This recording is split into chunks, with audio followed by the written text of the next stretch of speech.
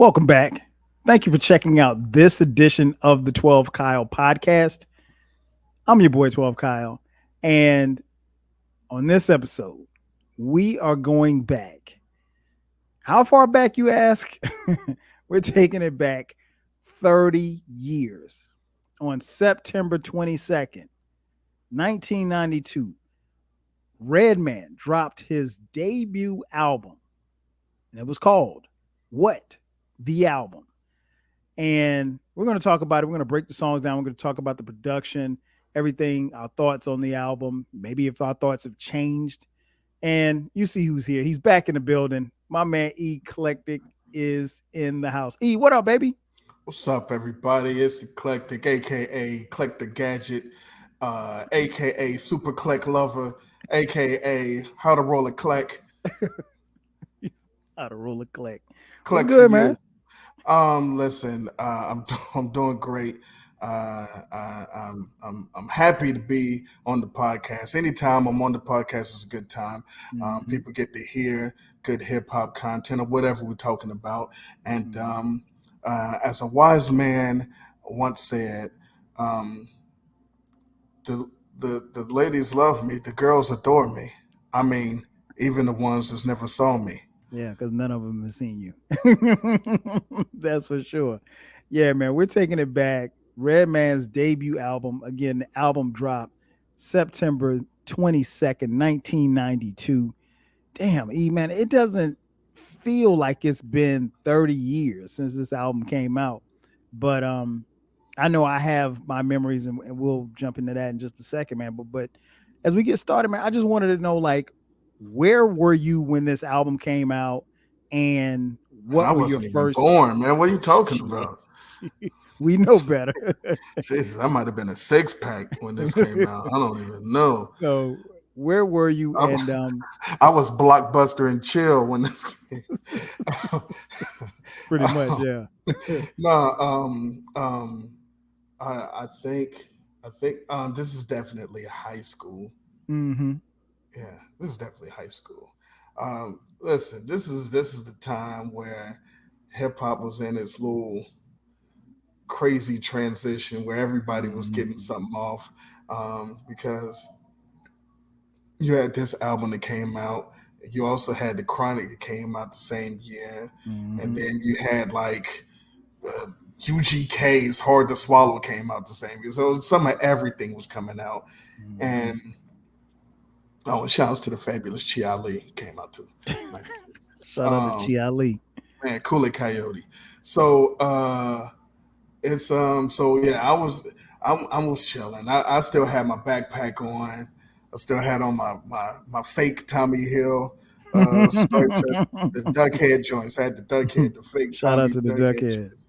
And so it was this was a interesting time in hip hop. You had the you know what this time in hip hop was? This is when a lot of people, unfortunately, but I don't know if you're gonna agree with me, but this year, unfortunately, is when a lot of people that liked rap music chose a side.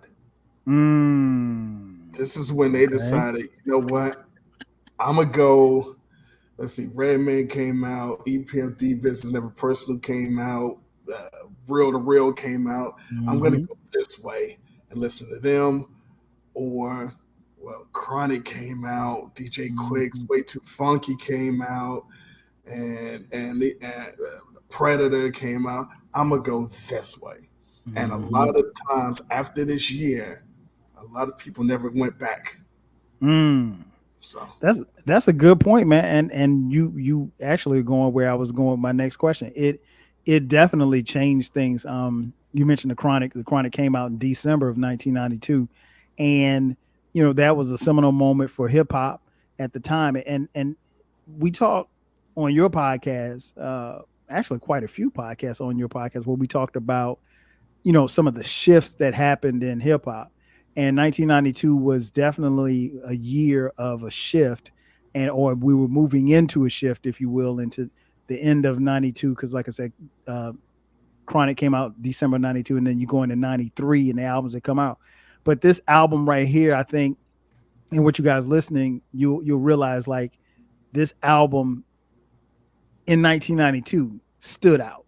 Like there's no doubt about it. And I don't even know E's opinion on it, but we're gonna get to his opinion in just a second.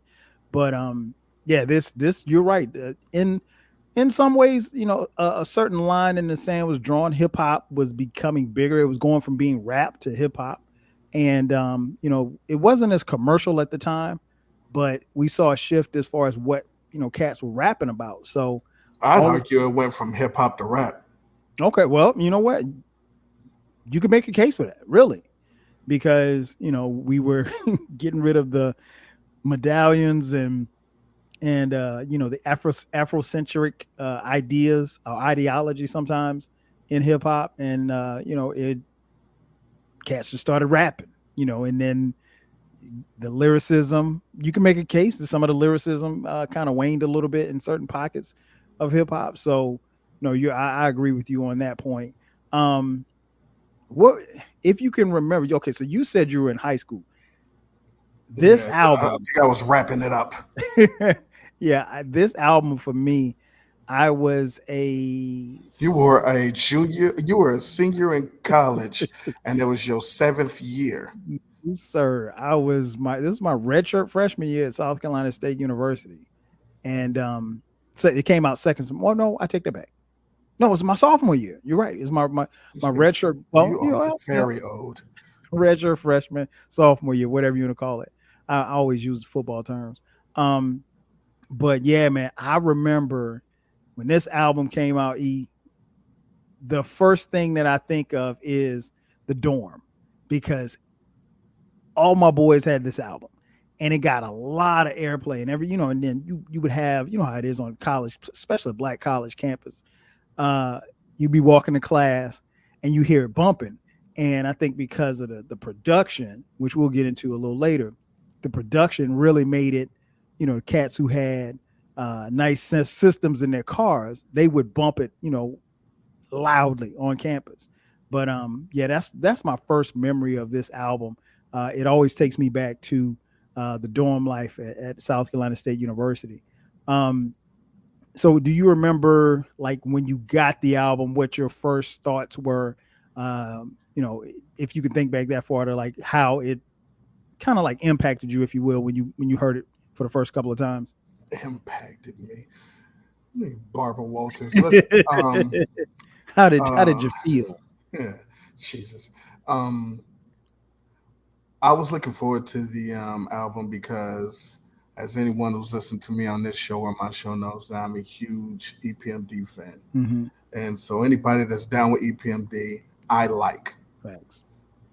So my introduction was obviously a couple of verses on EPMD's joint, Mm-hmm. and then the videos.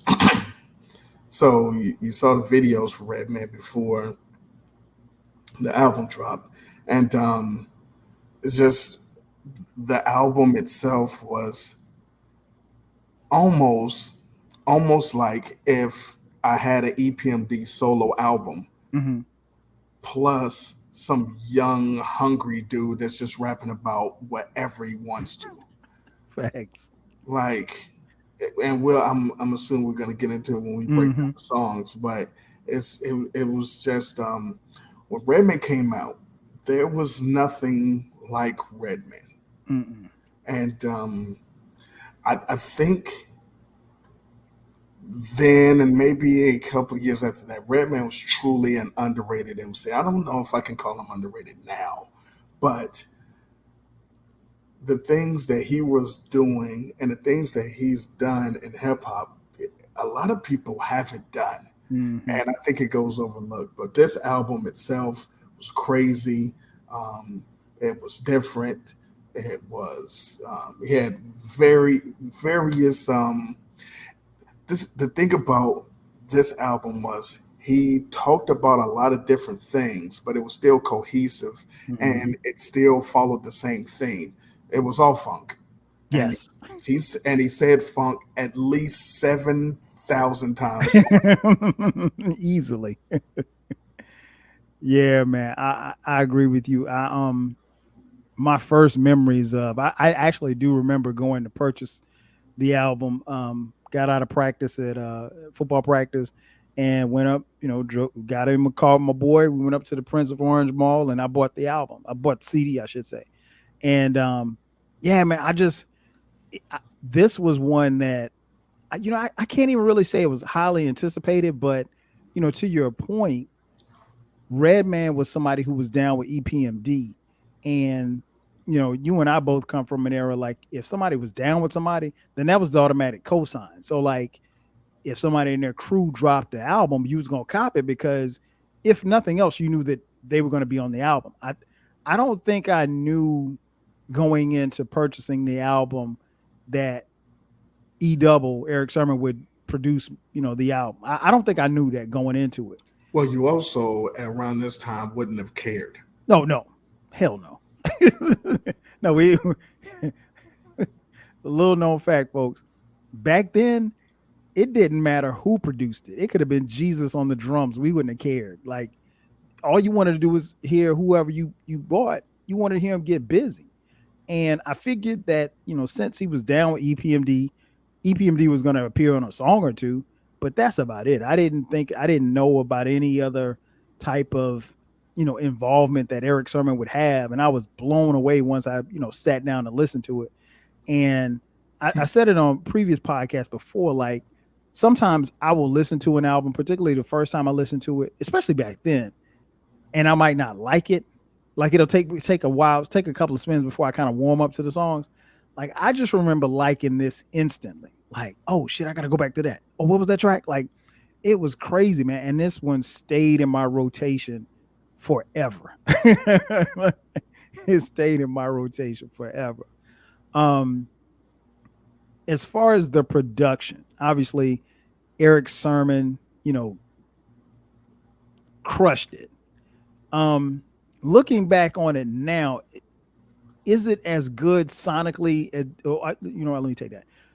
Do you enjoy it sonically as much as you did back then? That was a question. Yeah. More.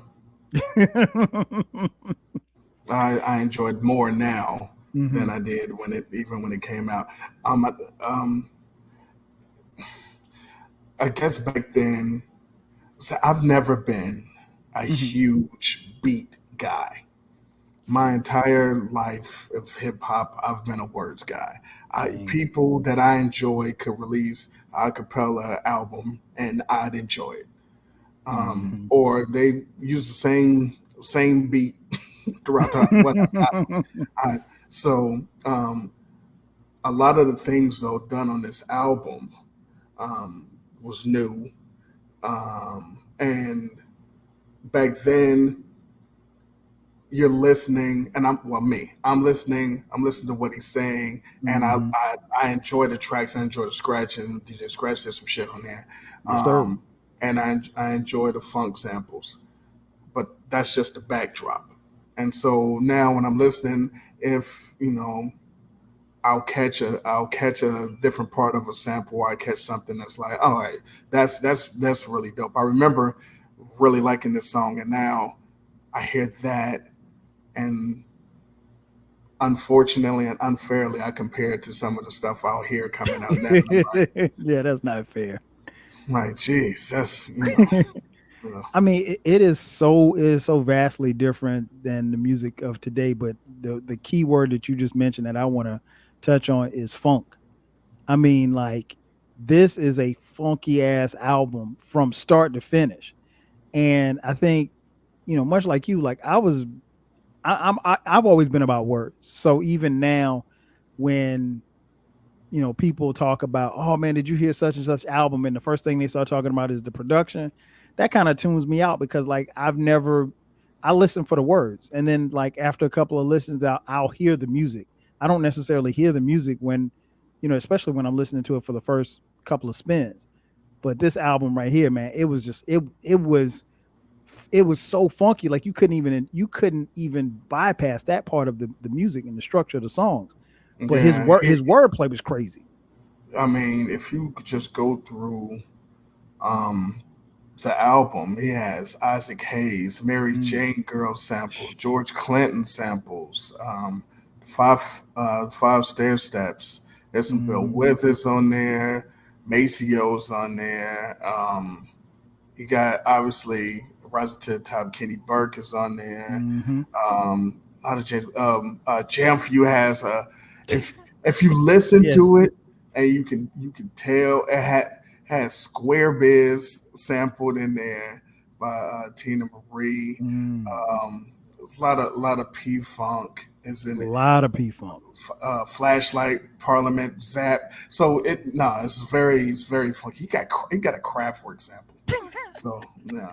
Yeah, and that's the thing that always impressed upon me about this album. Uh, Eric Sermon, he's probably taken, let's just use Parliament for example.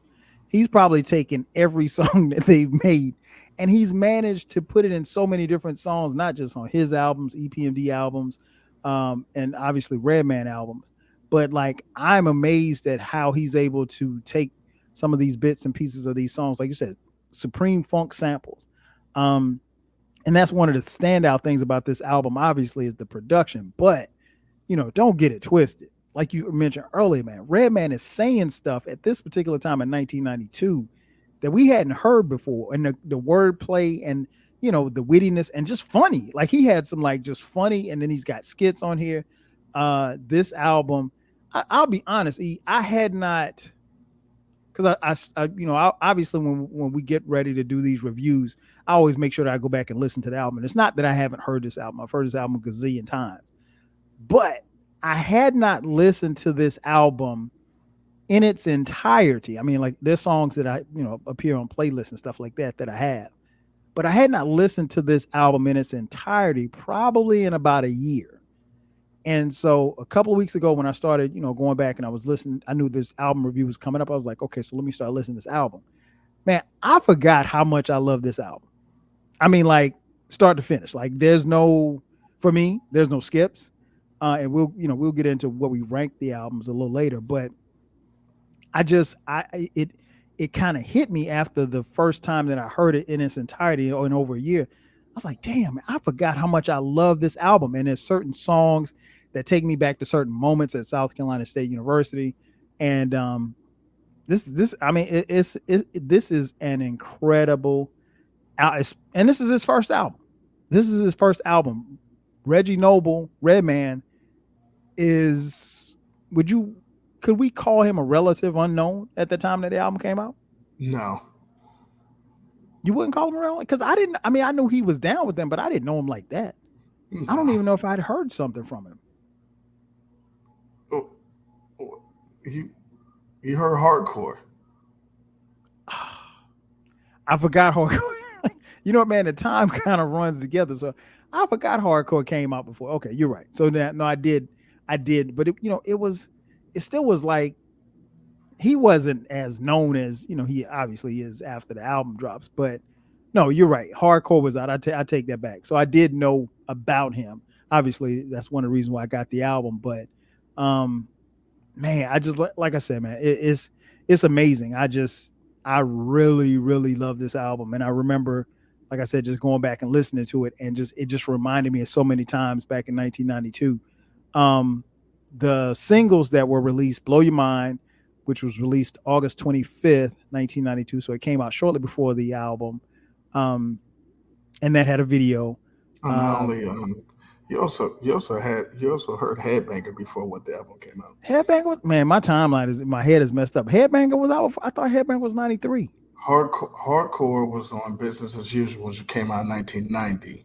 And Okay. then Headbanger was on Business Never Personal, which came out in 92, but that came 92. out in the summer. Summer. Okay. See, And that's I why think what the album came out in like the fall. September. Yeah. So yeah. Okay. So Yeah. you heard Hardcore 2 years prior. Then you saw him on. You saw the video for Headbanger. You heard Headbanger, him on right? Headbanger. So nah, I wouldn't say a relative unknown. No. Okay. Well, see, that's why I got you on here. You remind me of shit that I forgot. So, Yeah. then Time for Some Action, which was released January 12th, 1993, and Tonight's the Night. which was released May 4th, 1993. Those are the three singles that were released. This album, critically acclaimed. Not that we care about how many records were sold, but this album eventually went gold and sold like I think total of like 600, almost 700,000 out, 700,000 physical copies, folks. This is where you had to, as I mentioned earlier, go into the store and purchase it. You didn't just roll out of bed and touch your phone and download songs. But it was critically acclaimed, highly praised. Uh, this was a stellar moment for Redman. Um, so let's get into the tracks, man. The album starts off track one, the Psycho Ward, where we get introduced to Dr. Travis, man. What were your thoughts on Psycho Ward? Um, well, at the time, it was like, oh, this guy is crazy, but let's see where this goes. Mm-hmm. Because at this time, we don't know that it's going to be a reoccurring thing. We No. don't know anything about anything. It's the first track, the first thing you hear. So it's like, okay, well, let me let this play out. Yes, yes. Then track two, we get to single that I just mentioned, Time for Some Action. Man, oh my gosh, I love this joint. What were your thoughts on Time for Some Action? Time for Some Action was dope. One, they used the how it could just kill a man joint. It just came out like a year before. So Yes. so that was dope. The beat was crazy. Um, um, it had the Zap sample. It had the Mama Said Knock You Out sample in it. Had Top Billin', had Thriller. I mean, this joint was crazy.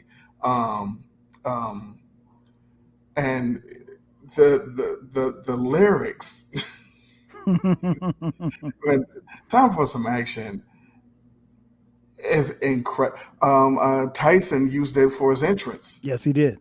Yes, he did. He used it for entrance. That song did a lot of work. I mean, I'm a huge fan of Time for Some Action. Same here, man. He didn't even spell it right. Nope. Time for Some Action. Then we get to track three, The Funk, and it's aptly titled because oh my gosh, this beat is crazy. What did you think about The Funk? The funk. So Time for Some Action got you hype, Mm-hmm. and Yes, and you were figuring out what was going on, but the funk kind of set you up for what this album was going to be about. He got a little bit of talking in the front, him talking to himself. yes.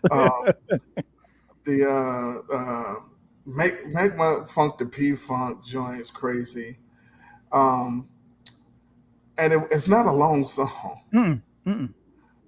It's only 2 minutes 18 seconds, not long at all. But he got busy on that joint. Yeah, he did. He really did. And Then we Mac get to 20, if I didn't subtract 10, track four, which is an interlude, news break. And I like this, even though it's only 38 seconds, but it gives you a clip of talking about the LA riots. And it's not even really something that's political, but I like the way he just kind of threw that in there. I don't know if that was on him or well, he actually he's listed as the producer for it, but I don't know whose idea that was, but it was I thought that was cool. I thought that was real cool. I did not. You didn't like that? No, see, all right. Here's the thing about this album. Okay. So we at track 4, and I'm not like you. I'm not affluent. I don't come from means. I don't have a lot of money. When I had this, I had a cassette tape. I didn't hop in a whip and go get a CD. I was a broke college student. Listen, you had a CD. So I had the cassette. So I didn't have a track 4. I had whatever came on next. I had a rewind and a fast forward button. Okay, so my thing is this: I'm 4 songs in, Hmm. and I already got 2 skits. Yep. Nah, man, give me some. Give me. Not only am I 4 songs in, I got 2 skits. One of the songs was only like a minute and a half worth of Yeah. rapping. So nah, I need content. So spoiler alert. Um, I own this album. I have it in my Apple Music Hmm. library. In my Apple Music library proper, I only have the songs. I don't have a Oh single skit. no. I don't have a single skit because How dare for you? me, well, talking about me, um, those 2 that we just said are skits. I don't want to hear Hmm. that. Oh, I In love Los it. Angeles, I do say In that a Los lot. Angeles. Anytime Yeah. someone says in Los Angeles, I do say in Los Angeles, in Los Angeles. I 100% always says that. But no, I didn't. If that never existed, it would not have made me feel any kind of way. Okay. And when I'm talking about skits, and we're Hmm. not right now, it needs to bring something to that. Like if it didn't exist, if you never put it on there, I wouldn't have been like, man, it would have been nice if he had put something right there to break something up or something. It wasn't even like, oh, that was funny. It was just nothing. Hey, it was in I Los didn't, so Angeles. I didn't need I that. feel you. I feel you. I don't feel the same way, but I understand what you're saying. I understand what you're saying. Now, track 5 is, at least for me, where I think things really kind of, like you said, time for some action got you hyped. The funk was banging. For me, So Rough featuring DJ Scratch. I think that's when the album, at least for me, changed. Like it started taking it to the next level. Um, I love this joint. I love how he starts with the Parliament funkadelic sample, to start the song. What did you think about So Rough? This joint was super Eric Sermon. Yes. This was this is when he gets a hold of a dance floor. It's just ridiculous. The Obviously DJ Scratch is gonna be DJ Scratch, Hmm. but this joint, when Eric gets dance floor, he had flashlight and more bounce to the ounce Hmm. on that song, and yeah, this red, Redman, because you got the HIV. HIV. Because Eric already had his drawers down. Oh man. Like you said, I mean, who says that in a song? He hit it first, and before he could warn Eric, he already had his pants down.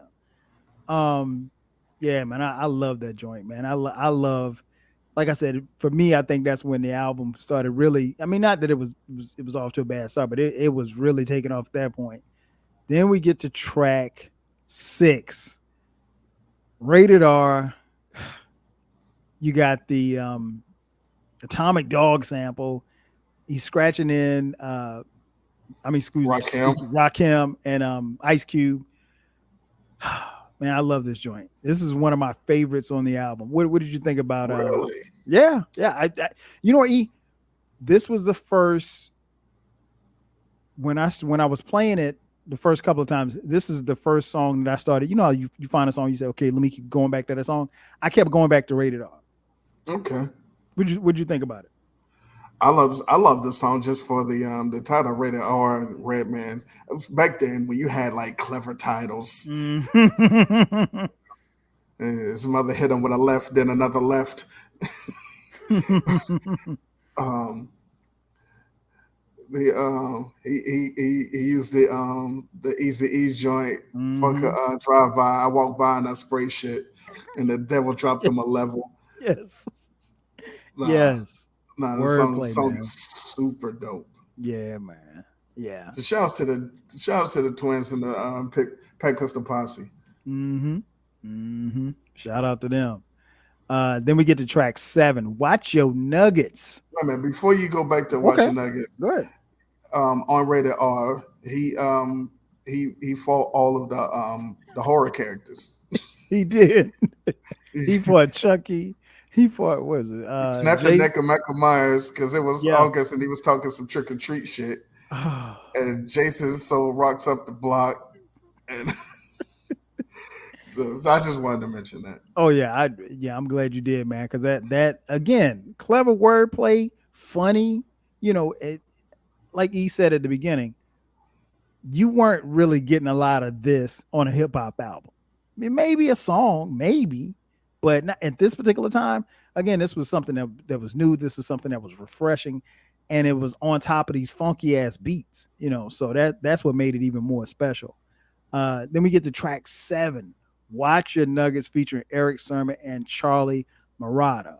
Um, Listen, my friend over here is a huge EPMD fan. I am a Mm-hmm. huge EPMD fan, but I'm not as big a fan as this guy over here. Um, but I by this time, I'm loving the fact that we get a chance to hear Eric Sermon rhyming with Redman. That part right there really did it for me. So I'm 7 tracks in, and I'm like, oh my gosh, this shit is incredible. What do you think about "Watching Nuggets"? Iconic song. Yes. We got our first hey. Yes. We got hey Hey. man. And Yes. shout outs to Temptations by Tupac. Mm-hmm. Yep. We wouldn't have got Temptations by Tupac without that. Nope. So I mean, it's probably my favorite Atomic Dog sample. How many then it, times has he sampled Atomic Dog? Oh my and gosh. then also to help you with your timeline, Mm-hmm. this song he scratched in fucking Rampage, the Slow Yes. Down Baby. Yes, he So did. it came after. You see, this album clearly came after that. Mm-hmm. That album. But this song is crazy. Yeah, I love it, man. I love it. And like you said, Eric Sermon was, I'm not going to say he was slept on, but I don't think like he got the recognition nationally that he should have gotten, particularly for his production on this particular album, because it is crazy. And again, it's not that the production was the single focus of what you were listening to, because again, like me and E said, we listen to the words. So Redman is he's killing it with these bars, and this is all over some funky ass beats, man. So that makes it even better for the listener. And I wish, I'm not gonna say I wish that we had music like that, because we'll never have music like that again. Here we get to track 8, Psycho Dub, which is more of an interlude. Another Um, thing that was unneeded. Well, you know what? Looking back on it now, like you mentioned a little earlier, I can see how and why they did it, because he used a lot of this, going into the next. And I don't know that he necessarily did it like that for the next album, "There Is a Dark Side," but I didn't mind. But like you said, I had the CD, so so, so I didn't have to sit there and listen to it if I didn't want to. Exactly. Um, the next track, "Jam for You." Dun, dun, Um, dun, dun, dun, dun, dun. Come on, man. I just want to jam for you. Come on, man. Oh man, what'd you think about "Jam for You"? Jam for You is crazy. The scratching of Tina Marie on the Yes. Square Biz. Every, Everybody get up. everybody get up. That joint. Um, and the beat, the the tracks on these are what everybody would want to freestyle over. Yes, yes, easily, or attempt to freestyle over. And he gave us the freeze now. Mm-hmm. Yeah, no, Yeah, man. this song's crazy. Yeah, I love it. I love it. Then we get the track 10, the aforementioned "Blow Your Mind," which, like I mentioned a little earlier, was a single. Man, we're 10 tracks in, minus the skits, and this one right here was like, come on, man. Like, what are we doing? This is Redman. This is vintage Redman. I'm by this time my head is like exploding, because I'm not stopping this album at any point. other than just to hit the rewind. What do you think about Blow Your Mind? One, see, this is what EPMD, Eric Sermon, and I guess you can roll Redman into this. Don't get They changed the Mm-hmm. sample game. Yes. This song samples "Outstanding" by the Cat Band. Yes. Nobody did that. Nobody. Nobody did that. And you mix that with Payback by James Brown, but Come on, that man. outstanding, and the fact that he did that, and then on the remix, this also shout outs to people like me, not Kyle, because this song he says press rewind if I haven't blown your mind. Yeah. Kyle had a CD. He didn't say click back to the track. Yeah, man. You So had to press so rewind. kids, rewind was a thing that you had to do if you wanted to hear It definitely something was a again. thing. Yeah, it was one thing. Um, but besides this and watch me freaking in Korean, And he starts who speaking Korean. and I remember. So he has two different versions. So the first version, he tries to, and then he just forgets it. He messes it up. He forgets it. Hmm. On the remix, he kills it. Yes, He he nails it. does. He said that one of the girls in the office of Def Jam told him taught him how to say it. Oh, wow. Um, yeah, she was Korean, so so it's like real stuff that he's actually saying. Um, Wow. but but this song, I don't know, and I'm gonna ask you. I'm not even gonna wait till we're done with this. Go ahead. Blow your mind or time for some action. Damn. The spectacular, blackula, bus host like Dracula, loader, of course, more ledger than Acura. I'm gonna say blow your mind, but that's tough though, because time for some action was. It, I don't, and I think I may have told you this off air, but this, if I did, it was years ago. There is a hard drive, and they on the hard drive, it is a sample of where my boy Jay Fresh sampled um the part where he said straight out of Jersey, and there was a song that You me heard and me, Jay Papa. Fresh were me and Jay Fresh were trying to make a song.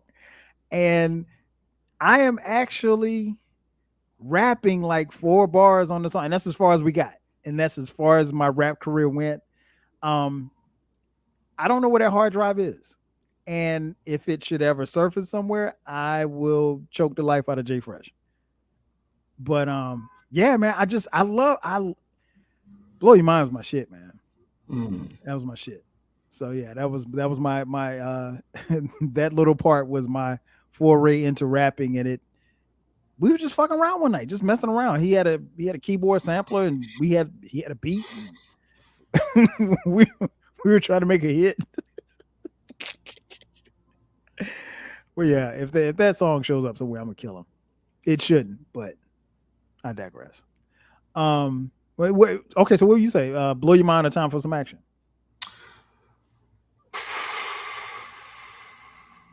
It ain't easy, right?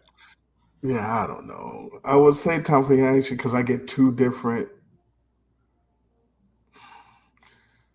I don't know. I don't know. They're one B and one B for me as far as my favorite songs on this album. Okay. Wow. Wow. Wow. They're not my favorite song, but Okay. they're second. Okay. Okay.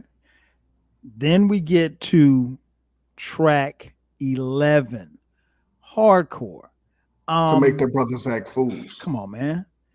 Come on. So, okay, tell me this, and I know only you would know. And I hate to keep talking about the production, but this beat is just like in my head. Did we hear this beat before Well, this song came out? before the song was on the EPMD Okay. business as usual. Okay. So so this is just his verse. His verse. This is Right. just his verse from that. And this is sampled, of course, shouts to Ohio, the Ohio players, Pride and Vanity. Okay. And Look at you. I mean, I'm gonna know my Ohio Of players. course. Gem Um, City. come on. Um, and so yeah, you had that, and another thing that EPMD is so dope for doing, they sampled themselves. Yes. So they sampled Strictly Snapping Necks from Unfinished Business. so, Yes, indeed. so that's the hardcore to make the brothers act fools, and then Hmm. I think it's a Curtis Mayfield or something in there too.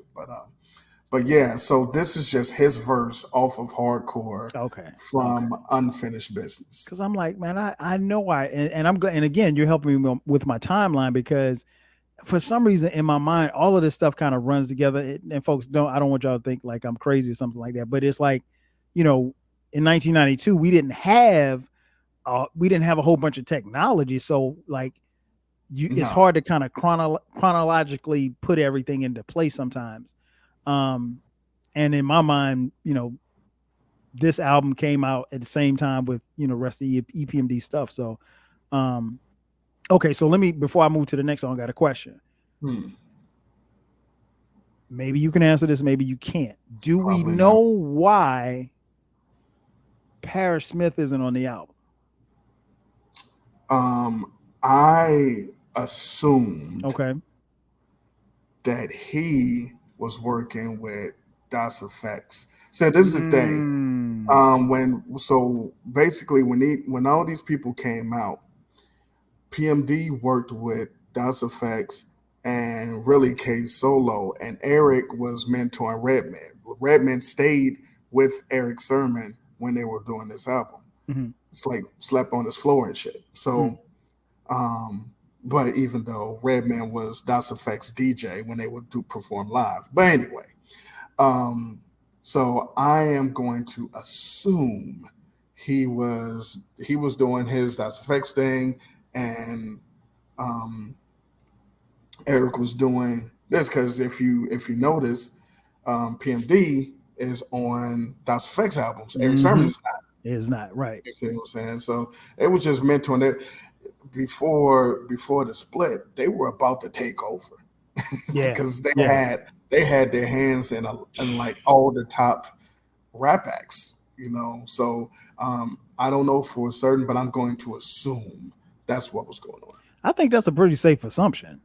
I really do. And that makes sense because like you said, when you said that he wasn't on this album, when you said DOS Effects, I immediately thought, I was like, okay, well, and it started running through my head. I'm like, damn, was E Double on DOS Effects album? I'm like, no, he wasn't. So no, that makes total sense. I'm rolling with that explanation. And again, folks, other than him being my boy, this is why he's on here because he can answer shit like that. Because I'm probably not asking anybody else that question. Because you got to think about it. What month did What the album come out? September. September. Okay, because Dead Serious came out in April of the same year, Yep. so they had to be working on it, around the same time. Same time, right.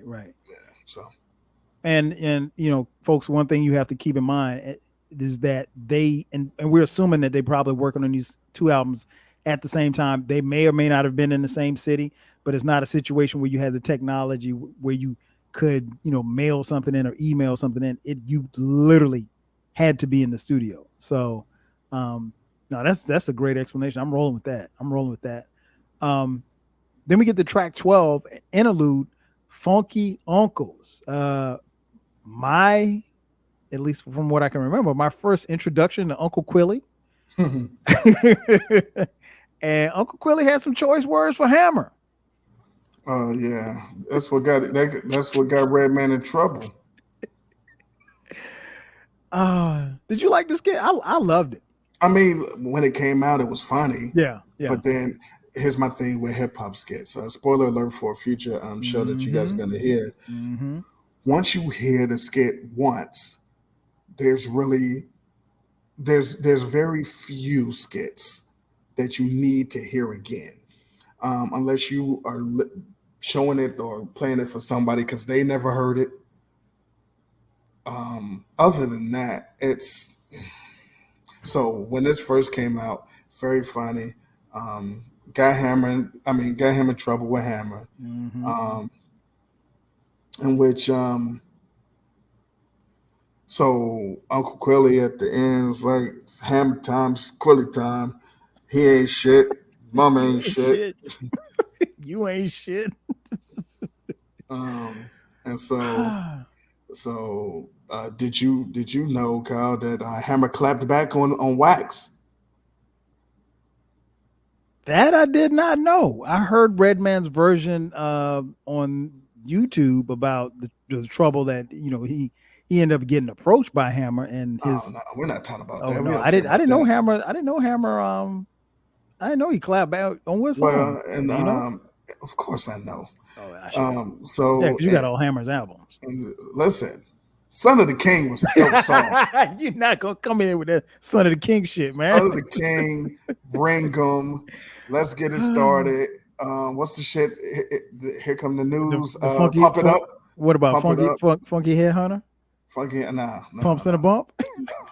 no, no. But Hammer's out there with Hammer speedos. Hammer has some joints. Fucking Shout out man, let's get 357. started. Turn his mother out. Yes. Nah, he has some joints, but anyway, in '94, Hammer made a song, and you're gonna remember when I tell you the name of the song. You're just not gonna remember shit, but Hmm. he made a song on the Funky Headhunter called "It's All Good." Yes. I See, remember that. of course you did. Hey, it's all And look, good. listen, everybody was just shitting on him a couple of seconds ago. Y'all ready for Uh-huh. this? Uh huh. See, so he was shitting on you, was Hey shitting man, I love Hammer. on the Hammer on Kirk. So so on that song, first he dissed Black Sheep. Okay. He said, "Black sheep, you're weak." No, black sheep, you're weak, you're meek, you're trying to grow feet. Hey, listen, I don't. Um, but then, but Yeah, that sounds like a cold diss to then, me. listen, anyway, I don't listen. I didn't write for him. But Clearly. then he said, um, talking about my mama's where I draw the line, red. Dancing with the corners of your dome, I'ma blow your mind. And then he said, Mm, "Yeah." So yeah, he said some shit. okay. You Yeah, know, I don't think I got past learning the chorus of that song. yeah. He was like something like, "I don't feel like I'm a gangster, so you claim that I'm a sellout. When we meet up on the street, then we'll see who bail out, and it's all good." Hey man, y'all can't sleep on Hammer, man. Hammer's we Oh need no, don't you get we out of need to have here. a Hammer appreciation podcast. I appreciate Hammer. I appreciate Hammer too. All right, man. Trust me, I don't want no smoke with Hammer. Hammer good with me. I did actually purchase the Please Hammer Don't Hurt Him cassette, yeah, along with everybody else. And anybody else that came through that era that said that they didn't have that tape is a damn liar. Because if you Wow, listen to rap, you had it. my mother had it. I didn't have Okay, it. it was in your house. Yeah, um, but yeah, yeah. That got him good. in trouble. Yeah, good story right there with Hammer. So then we get to track 13. Redman meets Reggie Noble. This guy actually uses his government name and he is rapping against himself.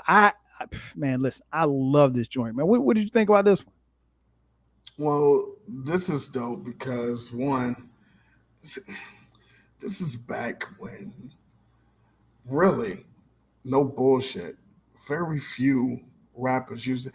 When like listen, it's gonna sound like that I'm a shill and they're paying me, but they're not. But when EPMD came out, dude was just like, yo, my name's Eric Sermon. It was Mm-hmm. like, so let's so you all Yeah, right. yeah, Oh, real hmm, name. okay. I mean, first and last too. Just Mm-hmm. Yeah. all right. People didn't do that. No, Almost, I can't even think of who did that no, before because that. I didn't know Run was Joseph Simmons. I didn't know that until like 10 years ago. Yeah.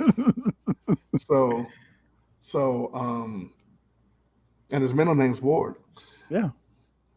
But so when he dropped this, we was like, well, damn.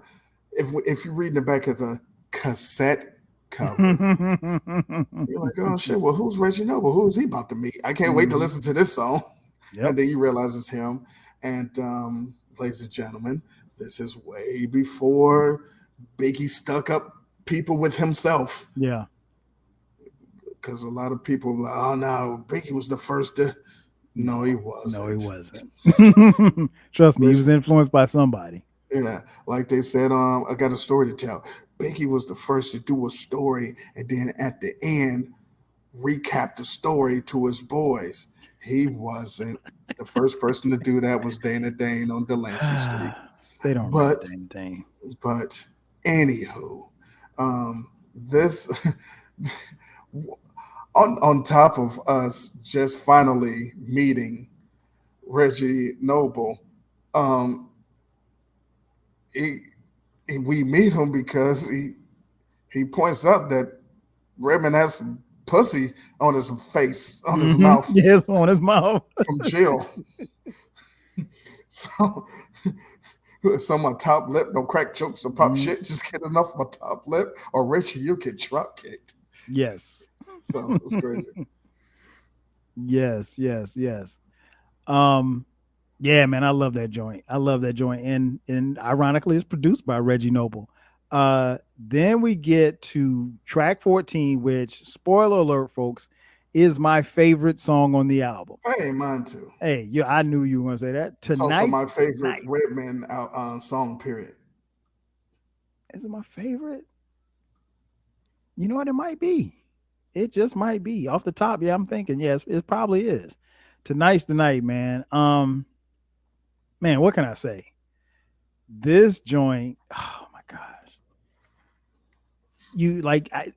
This was the one that I just, it stayed on repeat. Um, I didn't know who Hurricane G was. But she told him get off that punk smooth shit. But man, I absolutely love this song. This I think is vintage Redman again.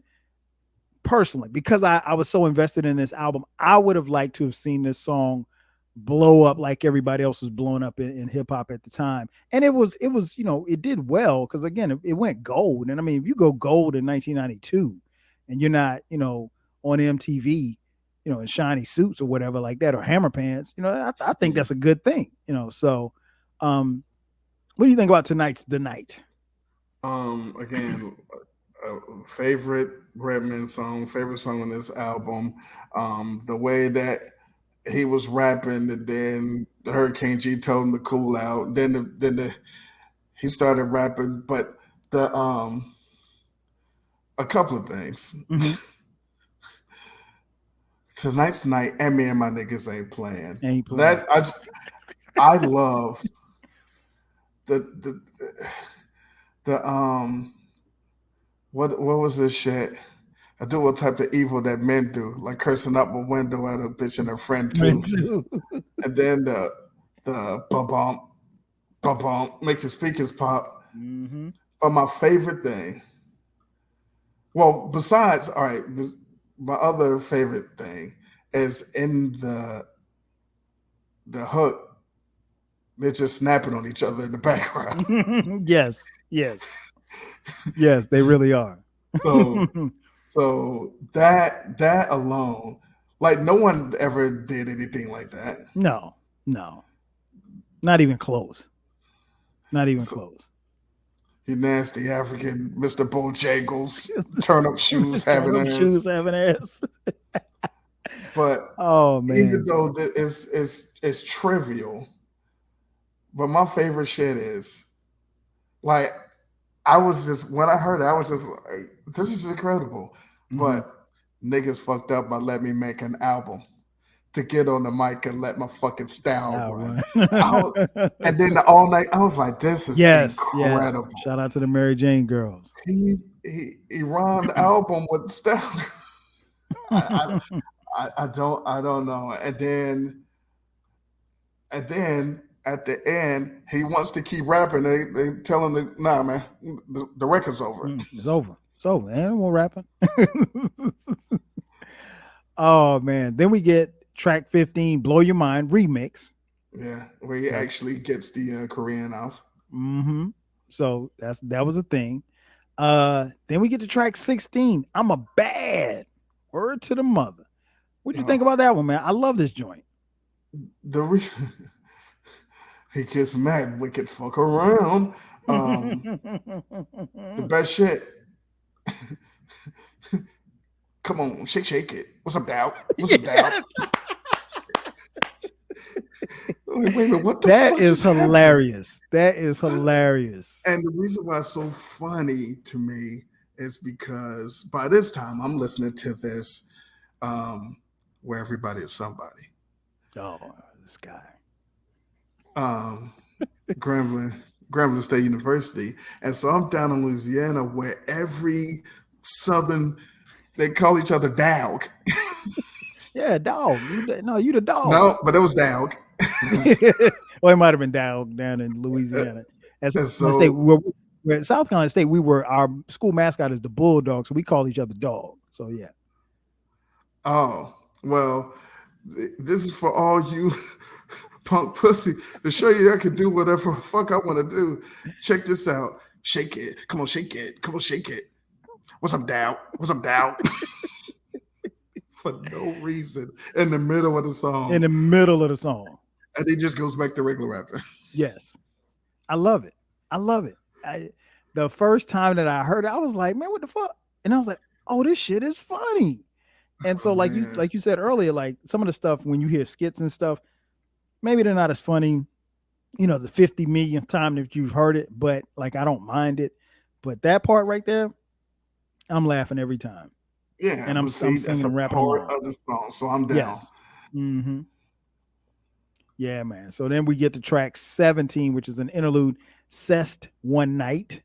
That's only 49 seconds. That was okay. I could, I probably could have done that. It's not no, but the main source in the back, looking out the front door. Mm-hmm. Yeah, yes, indeed. I remember that. Yes, indeed. But yeah, I need it. And the reason why it's probably there is because it's the perfect lead into the next song, which is my second favorite song on the album, track 18, How to Roll a Blunt.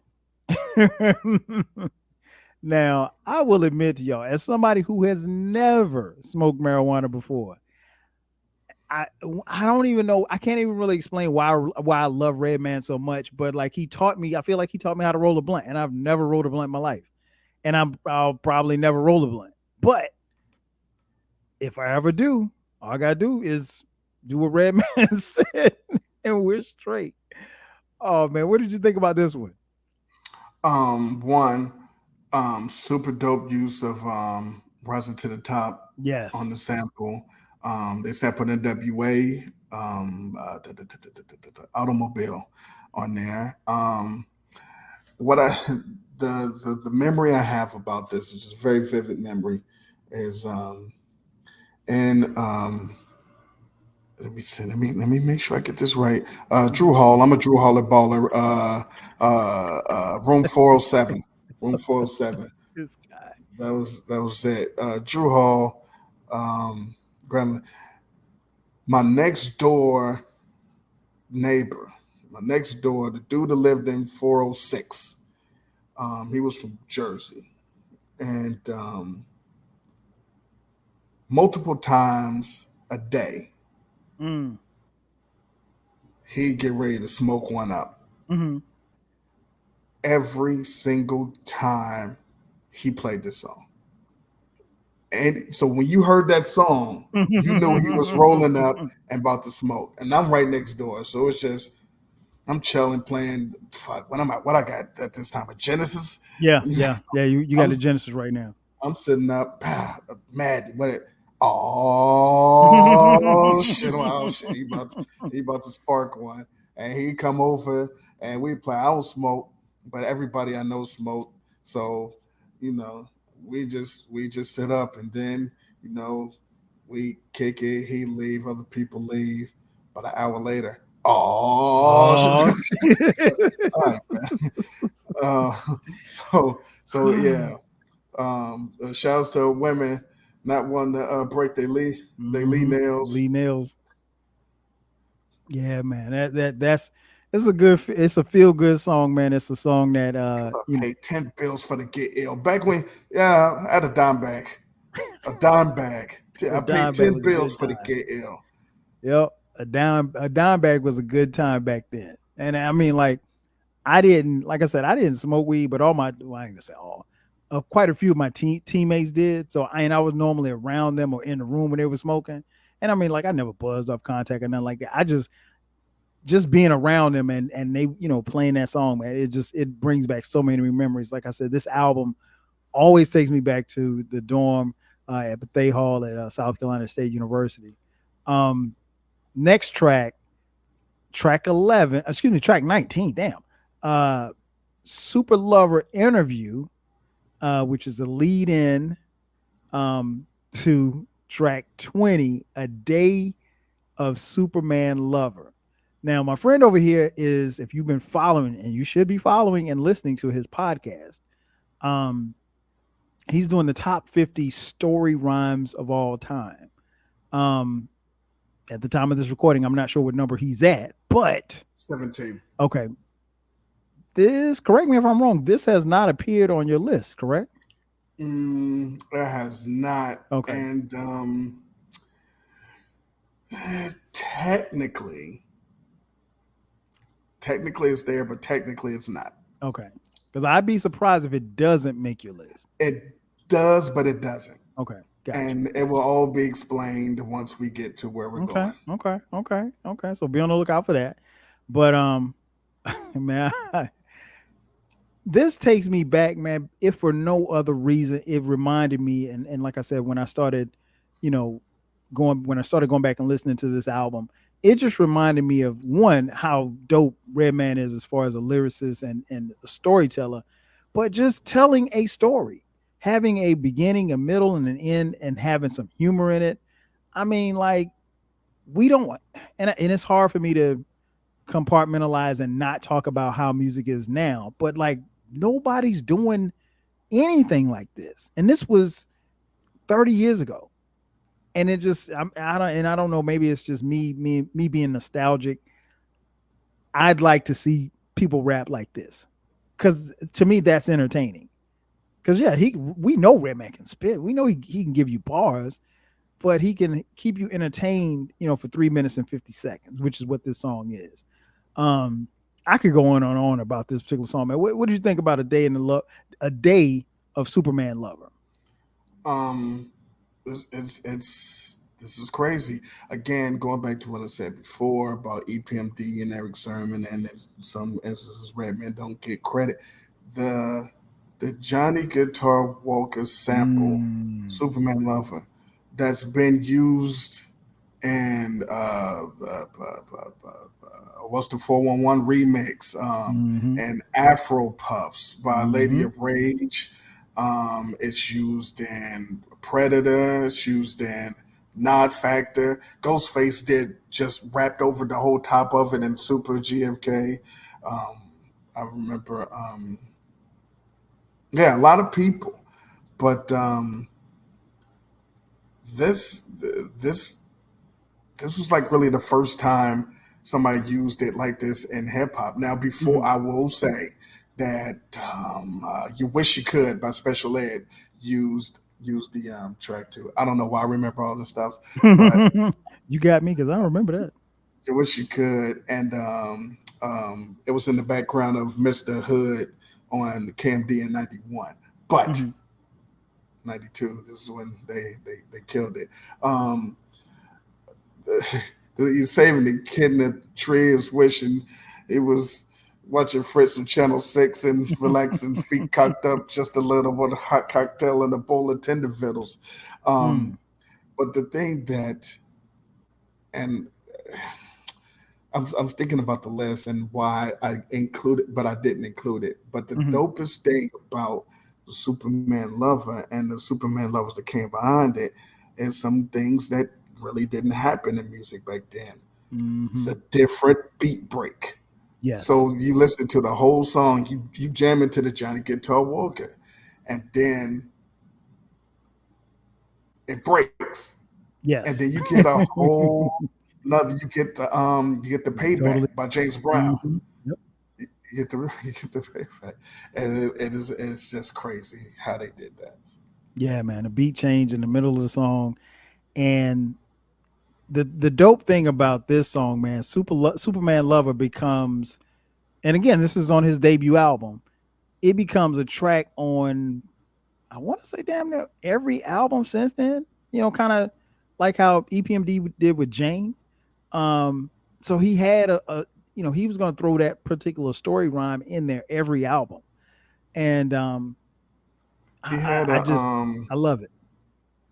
he had a Superman Lover all the way up until um I want to say did he have? I Was it think the last Malpractice? one, last no, because Superman Level 5 was on Malpractice. Okay. So what we're saying is he had six. No, six was on Red Gone Wild. I'm going through these in my head, so you got to bear Hmm. with me. Six was on Go Gone ahead. Wild. Then what came on after that? I think Reggie is the album came. I think that's where it stopped. I Okay. think he had one. Yeah, he had. I think he went up to six. Yeah, yeah. I But think still, he that's had one still up to six. impressive. That's still impressive that you would do that. And the stories got, and if you're familiar with Redman, the stories got more and more entertaining, and controversial, if you want, I, I mean, as and they went forward further. this is '92 Yeah. when this joint came out. Superman Lover Six was on the 2007 album. Mm, Yeah, look at that. Look at that. I mean, that just speaks to his level of artistry and just being dope, man. I mean, again, crazy.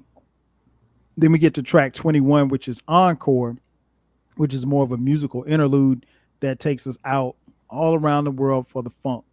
Um, this it ain't over, album, motherfuckers. yeah, I know. It ain't over, motherfucker. This album is 51 minutes and 42 seconds.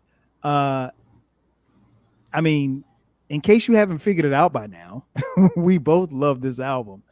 Um, this album, again, 30 years old. It's mind-boggling to believe. I mean, for me to believe that it's 30 years old and it still sounds, at least to me, it still sounds as fresh and as funky and as raw as it did in 1992.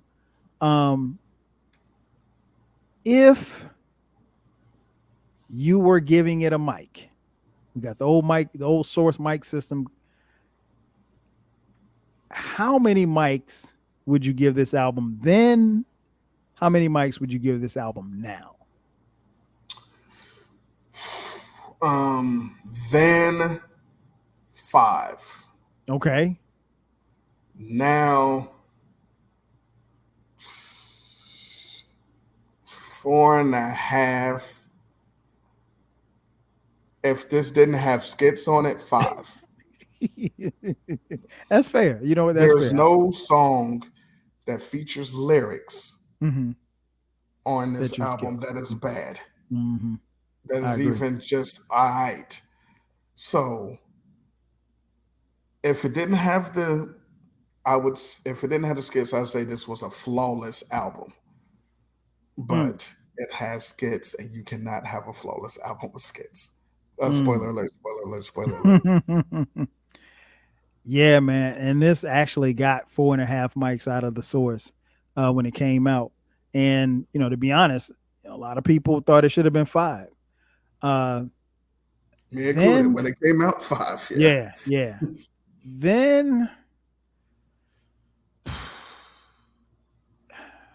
damn, it ain't over, motherfucker.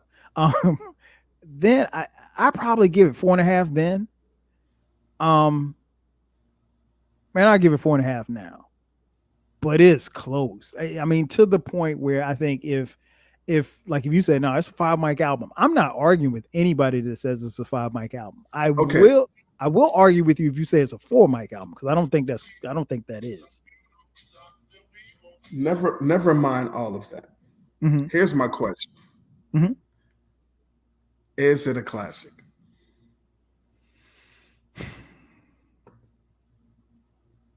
Damn. A timeless classic? Shout out to my boy B Cox from the Vault Classic Not from the Music Review Bears. Podcast. Not B Cox from the Bears. But they on his podcast they talk about albums being classics, timeless classics, and a classic in its time. I think it's probably more of a classic in its time than it is an all-time classic. Because if it's an all-time classic, then I have to kind of figure out where I'm putting it with Paid in Full and Illmatic and all of those other albums. But it's right there, E. I'm not gonna lie to you. It is literally right there. And I'm not just saying it because I love the album and I love Redman. I'm saying it because this album has not aged whatsoever. It is, to your point that you mentioned a little earlier, it's an album that I could listen to Redman rap a cappella, or I could listen to the instrumental and be good. It's just that dope. Lyrically and production wise, it's just that dope. So I'd say it's a classic in its time. It's not an all-time classic. If you said it was an all-time classic, you get no argument from me. What do you say? I'm leaning towards timeless. Okay. Um, if it didn't have skits, it'd be a slam dunk. Right. Maybe a part of this is because again the version that I have doesn't have the skits, Right. and I listen to this album a lot. The thing is, this album, listening to it without skits, is a more enjoyable listen than Illmatic. I didn't get on here on Hong Kong Fui's internet to say that Whut Thee Album is better than Illmatic. Right. You said more enjoyable. It's right. a more enjoyable. I'm gonna listen to it. I'm gonna want to dance. I'm gonna laugh. Yeah. I'm gonna bob my head. I'm gonna want to rewind. Yep. You're gonna quote some quotables. And I don't have that same experience with Illmatic. So that's why I say it's a more enjoyable listen. Okay. It's like Godfather is a better movie, but Boomerang and House Party might be a more fun watch. Right. Oh, for sure. At no point am I going to say that they're better than Godfather. No. So just so people can understand what I'm going to, but if you having a lot of people over, you might want to throw on the more enjoyable watch. Right. If I'm kicking with people, I might throw on this album in lieu of Illmatic because Illmatic is more of a solo. It's for the listener. And Redman is your drunk uncle that can really rhyme well. This is and so that and because of that, and because of this came out 30 years later, and I still feel like that, I'm gonna call it a timeless. Because there's a lot of joints that came out 30 years ago, I don't feel that same way about. Right. And because of that, 30 years later, I just be like, nah. Everybody, I don't care how old you are, I'm gonna throw on Blow Your Mind. I'm gonna turn on Tonight's the Night. I'm gonna turn on Time for Some Action, and we gonna have a ball. Yeah. And if depending on you people smoking up, and you throw on How to Roll a Blunt, and you throw on Superman Lover, to me, that makes it a kind of timeless. Yeah. You know what? You don't have to twist my arm, man. I 30 years later. Yeah. I mean, I got to go back on my words. Because it's what I just said. Like, it sounds just as good today as it did 30 years ago. Yeah, I can't argue with it being a timeless classic. It is. Whoo. I And mean, I'm glad. No, I'm sorry. Go ahead. and in weird ways, it's still relevant. Oh Again, yeah. sussed Oh yeah. out the people smoking, Hmm. the weird music that some people are making is similar to "Come on, shake it, come on, shake it." What's up, dog? What's up, So dog? That will forever be funny. That will forever be funny. Yeah, I'm rolling with you, man. I think it's definitely that. And I mean, again, it's not just us. I mean, like, critics love this album, and this wasn't a time. It didn't come out in a time where you had a rollout and a whole bunch of hype and stuff around it.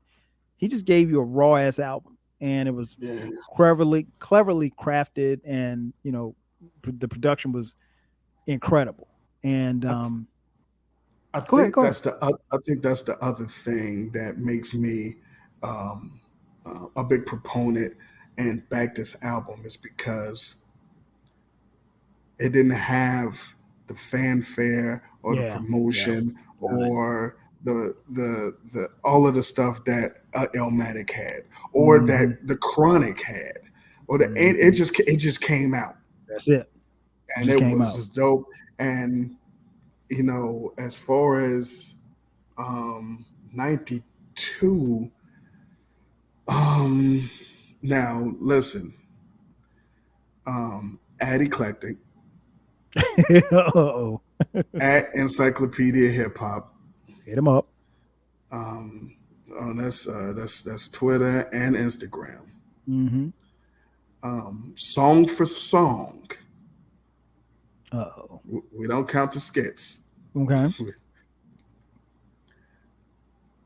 I defy someone to show me or play me a better 1992 hip hop album. Yeah, I agree. And Now, I love the Chronic Chronic. came out. People love No, the Chronic. The Chronic's Daily not better. Daily Operation came out. Hmm. Uh, Dead Serious came out. Making the Yep. Soul Brother came out. Yep. Yep. For me, the closest to it is Live and Let Die. But song for song, All it's on now. It's not the Chronic is not, and I love the Chronic, but nah, it's I do not. not. Don't Sweat the Technique came out. Oh Business well, Never Personal yeah, came out. And don't that's an sweat. EP album. And I'm still saying, song for song, Yeah, what the I'm album. not a fan of Don't Sweat the Technique. And wait, you shouldn't be because it's perfect. But I don't think that if you get a room of 10 people, I don't think four would agree with what I just said. No, I mean it was, well, we know what the Chronic was. It was, it was a genre changing album, and it was a very popular album too. I mean, like, that album was all over radio and TV. And even And the press. yes, I see what you did there. And I mean, this, I listed off the singles, but I mean, his videos got some airplay, but it wasn't like it was on MTV all day, so it is what it is. But yeah, man, I absolutely love this album. I'm glad that we did this review, because now it is not that it ever needed to be out of the rotation. Because, like I said, I have songs from this album that are on certain playlists, but being able to go back and listen to this album in its entirety just reminded me of how dope Redman was and still is to this day. Um, and he's still bringing heat. I mean, he's at the time of this recording, he's got another album coming. We don't know when. Hopefully, it'll be before the end of this calendar year. But whenever it Calendar drops, year. I mean, come on, man, I'm a professional.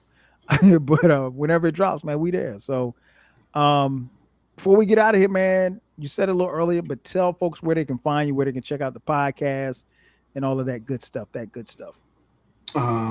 Encyclopedia Hip Hop is the podcast. Encyclopedia HH is the Twitter and the Instagram. Um, The Eclectic Discussion Podcast is another podcast, and Eclectic Podcast is the Twitter and the Instagram for that. Both podcasts are probably the best podcast that you're going to listen to that you haven't already listened to. Um, but